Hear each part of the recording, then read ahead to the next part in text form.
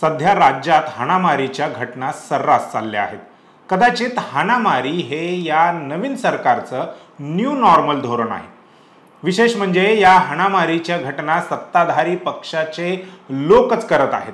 13 जुलैच्या दुपारी सोलापूरच्या अक्कलकोट येथे संभाजी ब्रिगेडच्या प्रवीण गायकवाड यांच्यावर दीपक काटे नावाच्या भाजपच्या पदाधिकाऱ्याने मारहाण केली। या मारहाणीचे पडसाद राज्यभर उमटले। त्याआधी आमदार निवासातील कॅन्टीनमध्ये निकृष्ट दर्जाच्या जेवणावरून शिंदे सेनेचे आमदार संजय गायकवाड यांनी कॅन्टीनच्या मॅनेजरला मारहाण केली। त्यानंतर राष्ट्रवादी शरदचंद्र पवार पक्षाचे आमदार जितेंद्र आव्हाड व भाजपचे आमदार गोपीचंद पडळकर यांच्या समर्थकांमध्ये हाणामारी झाली।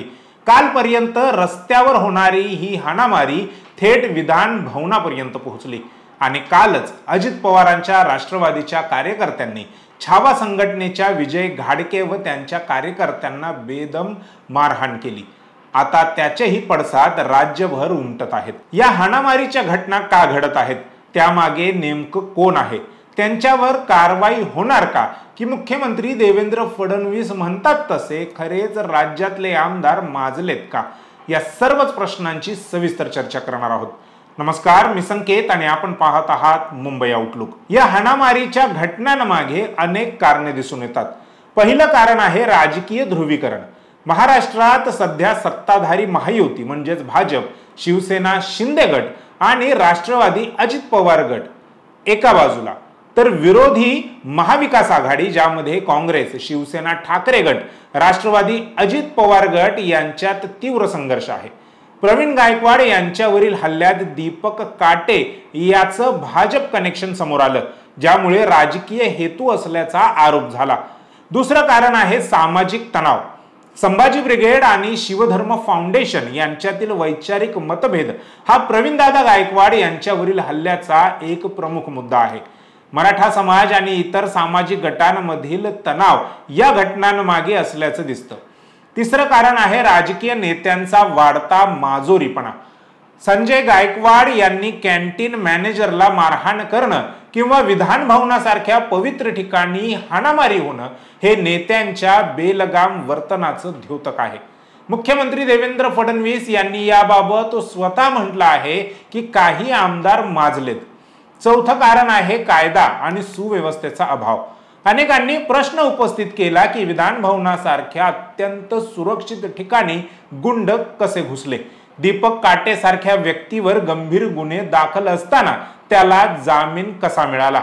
यामुळे पोलीस आणि प्रशासनाच्या कार्यक्षमतेवर प्रश्नचिन्ह निर्माण झाला आहे। या हाणामारीच्या घटनांसाठी कोणाला जबाबदार धरायचं असा प्रश्न सर्वसामान्य विचारत आहेत। पहिल्यांदा राजकीय पक्षांचे नेते आणि कार्यकर्ते यांच्याकडे बोट दाखवलं जात आहे। प्रवीणदादा गायकवाड यांच्यावरील हल्ल्यात दीपक काटेचं नाव समोर आलं, जो भाजपचा पदाधिकारी कार्यकर्ता आहे। जितेंद्र आव्हाड यांनी तर थेट भाजपच्या वरिष्ठ नेत्यांवर गुंडांना पाठबळ देण्याचा आरोप केला।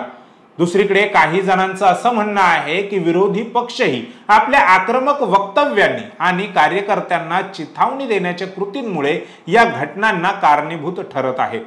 उदाहरणार्थ गोपीचंद पडळकर यांनी शरद पवार यांच्यावर सातत्याने केलेली टीका आणि त्यामुळे निर्माण झालेला तणाव हा विधान भवनात झालेल्या हाणामारीचं एक कारण आहे। तिसरं आहे प्रशासन आणि पोलीस यंत्रणेची अपयशी भूमिका। दीपक काटेवर गंभीर गुन्हे असताना त्याला जामीन मिळणं आणि विधान भवनात हाणामारी होणं हे कायदा आणि सुव्यवस्थेच्या दृष्टिकोनातून गंभीर आहे। एकीकडे पोलीस बळाचा वापर हा सर्वसाधारण लोकांवर होताना दिसत आहे। याचे उत्तम उदाहरण म्हणजे पोलीस कस्टडीत सोमनाथ सूर्यवंशी नावाच्या कायद्याचे शिक्षण घेणाऱ्या विद्यार्थ्याची झालेला मृत्यू। पुढे याच मृत्यूला मुंबई उच्च न्यायालयाने हत्या घोषित केलं व पोलिसांवर गुन्हा दाखल करण्याचे आदेश केले। परंतु पोलीस बळाचा वापर गुन्हे रोखण्यासाठी मात्र होताना दिसत नाही। त्याचे सर्वसामान्य कारण असे की गुन्हेगार किंवा सध्या सुरू असलेली हाणामारी करणारे लोक हे सत्ताधारी पक्षाचे पदाधिकारी, कार्यकर्ते, आमदार आहेत। त्यामुळे ज्यांच्या हाती कायद्याची काठी आहे ते ती स्वतःवरच कशी चालवतील। अजित पवारांच्या कार्यकर्त्यांनी छावाच्या कार्यकर्त्यांना केलेल्या मारहाणीचे कारण असे दिले की छावाच्या कार्यकर्त्यांनी पक्षाच्या नेतृत्वाबद्दल म्हणजे अजित पवार यांच्याबद्दल असंवैधानिक शब्दांचा वापर केला व त्यामुळे राग अनावर होऊन अजित पवारांच्या कार्यकर्त्यांनी ही हाणामारी केली। पण जे कृषी मंत्री शेतकऱ्यांविषयी बोलतात, ज्या भाषेत बोलतात, जी भाषा वापरतात, ती भाषा संवैधानिक आहे का?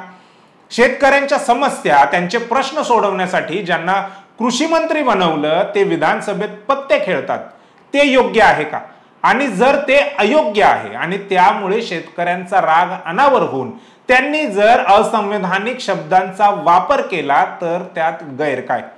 अर्थातच आम्ही छावा संघटनेच्या कार्यकर्त्यांनी केलेल्या कृतीचं अजिबात समर्थन करत नाही, परंतु त्यांचे शब्द जर तुम्हाला टोचतात, त्यावरून तुम्ही त्यांना मारहाण करता, परंतु स्वतःचे मंत्री काय करतात हे तुम्ही का पाहत नाही?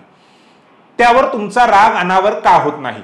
अजूनही माणिकराव कोकाटे जे कृषी मंत्री आहेत राज्याचे, त्यांच्यावर पक्षाकडून कोणतीही कारवाई झालेली नाही। उलट त्यांनी विधानसभेतील आपल्या कृत्याचं जाहीरपणे समर्थनच केलं आहे। दुसरं असं की विधान भवनाच्या लॉबीत झालेल्या मारहाणीच्या प्रकरणात भाजपच्या ज्या आमदाराच्या समर्थकांनी ज्याच्या इशाऱ्यावरून ही हाणामारी केली त्या गोपीचंद पडळकरांना सभागृहात काय शिक्षा झाली? तर त्यांनी त्या घटनेसाठी केवळ दिलगिरी व्यक्त केली, एवढंच। फडणवीस म्हणतात की ते महाराष्ट्राची संस्कृती खाली जाऊ देणार नाही। मग राज्यात हे चाललंय तरी काय फडणवीस साहेब? महाराष्ट्राची राजकीय संस्कृती अजून किती खाली जाऊ देणार आहात? विधान भवन जिथे राज्यातल्या 12 ते 15 कोटी जनतेच्या समस्यांवर चर्चा होणं अपेक्षित आहे, जिथे लोककल्याणकारी कायदे बनवणं अपेक्षित आहे, जिथे सर्वसामान्यांना न्याय मिळण्याची अपेक्षा आहे आणि ज्यांच्याकडून या सर्व गोष्टींची अपेक्षा आहे ते आमदार, तुमचे मंत्री सभागृहात पत्ते खेळतात, एकमेकांसाठी तंबाखू मळून देतात, विधान भवनाच्या परिसरात गुंड बोलावून दुसऱ्या आमदाराच्या समर्थकांची हाणामारी करतात। ही महाराष्ट्राची राजकीय संस्कृती नक्कीच नाही। ही विकृती आहे जी तुमच्या नेतृत्वात पोचली जाते आणि यावर वेळीच आळा घालणं ही तुमची जबाबदारी आहे। नाहीतर विधान भवनाच्या लॉबीत झालेली ही हाणामारी उद्या सभागृहात देखील घडू शकते आणि त्याला सर्वस्वी तुम्ही जबाबदार असाल। या सगळ्या हाणामारीच्या घटनांमध्ये देवेंद्र फडणवीसांची गृहमंत्री म्हणून कोणतीही भूमिका समोर आलेली नाही। खरं तर राज्याचे मुख्यमंत्री म्हणून व त्याहून जास्त गृहमंत्री म्हणून त्यांचीच जबाबदारी इतरांपेक्षा जास्त आहे, परंतु त्यावर कोणतेही ठोस उपाय योजना करण्याऐवजी ते विरोधकांना राजकारण करू नका हे सांगायला मात्र विसरत नाहीत। जेव्हा जेव्हा राज्यात कायदा सुव्यवस्थेचा प्रश्न निर्माण होतो, जेव्हा जेव्हा त्या विरोधात आंदोलनं होतात, तेव्हा तेव्हा देवेंद्र फडणवीस याचं राजकारण करू नका असंच सांगतात। जे स्वतः 24 तास राजकारण करतात, ज्यांच्यावर सत्तेसाठी दुसऱ्यांचे पक्ष फोडण्याचे आरोप आहेत, त्यांनी विरोधकांना ज्ञानाचे डोस देणं म्हणजे कहरच आहे। बरं, ते विरोधकांना राजकारण करू नका म्हणतात, परंतु राज्यात कायदा व सुव्यवस्थेचे प्रश्न का उद्भवतात त्यावर आळा का बसत नाही? का राज्यात सतत अशा हाणामारीच्या घटना घडत आहेत यावर उपाय करत नाहीत? आपल्या सोबत असलेल्या पक्षातील आमदार, पदाधिकारी, कार्यकर्ते यांना समज देणे किंवा त्यांच्यावर ही कारवाई होऊ शकते अशी उदाहरणं प्रस्थापित करण्यात देवेंद्र फडणवीस गृहमंत्री म्हणून पूर्णपणे अपयशी झालेत असे अनेक आरोप सध्या त्यांच्यावर होत आहेत। त्यांनी या आरोपातून स्वतःची व कायदा सुव्यवस्थेच्या प्रश्नातून राज्याची सुटका करण्यासाठी काम करावं हीच अपेक्षा।